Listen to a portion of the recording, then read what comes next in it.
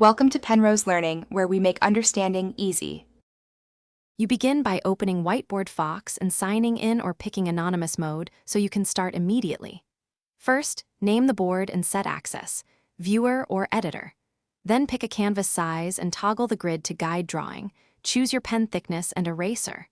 Once done, enable link sharing and optionally set a password for control.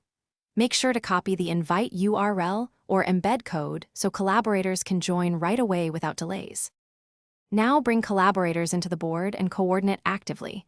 Assign roles verbally and watch cursors to avoid overlap. Use colored pens, shapes, and text boxes to separate ideas. Adjust stroke thickness for emphasis and clarity.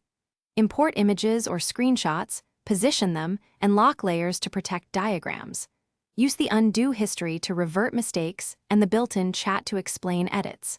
When multiple people draw, pause briefly before large changes so everyone stays in. To finish, export the board as a PNG or PDF and set the board to read only if you want a fixed version.